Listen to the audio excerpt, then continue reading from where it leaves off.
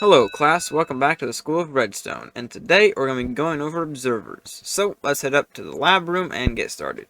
So, observers are able to detect block updates. So any change in the state of block, this thing here is going to be able to detect here. So right now this is technically, there's like an air block here, and so when I place another block there, it would essentially update that area, which then would give out a pulse there. Observers could also detect, like, this redstone dust here getting powered and unpowered. Same with, like, a rail or something.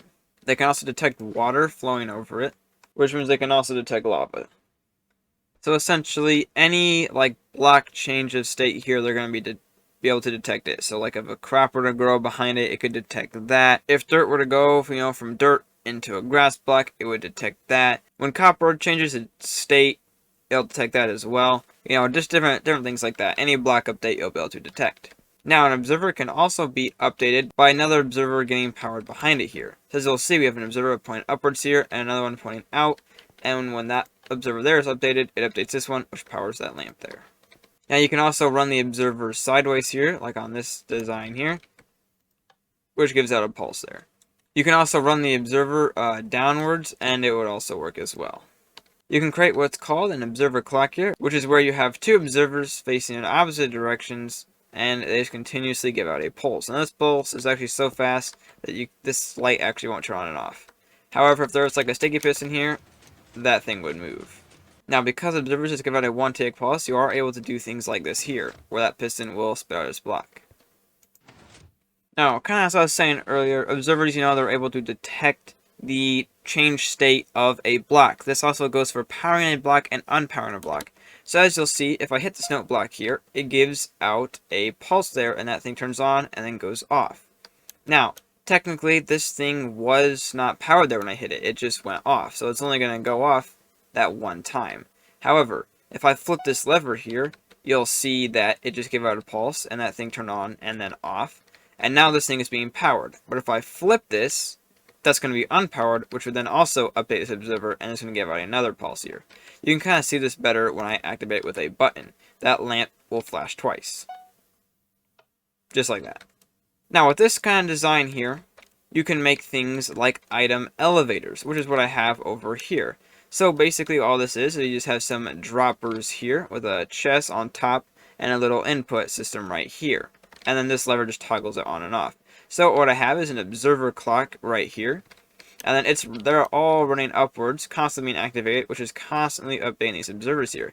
So if I flip this lever, every single one of these is going to get powered. So if I take some items, chuck them in this chest here, we'll see that they'll get sent all the way up to this top chest here. Makes item elevators really simple. But now guys, let's head over to lab room 2 and take a look at your guys' assignment. So your assignment was to make a 2x2 flush piston door, which is what I have right here. Now I'm going to kind of tear this thing down and show the solution. All it is we have a couple pieces of redstone dust over top of both of the sticky pistons here. And now, as I said in a previous video, when you power a top sticky piston or piston with some redstone dust, or like power this block here, it'll power the bottom one as well. That is why both of those get extended. This thing's completely symmetrical, so it's the same like that other side. Same with these sticky pistons here. They're also going to get powered when this redstone dust here is powered, which will get powered from this lever here.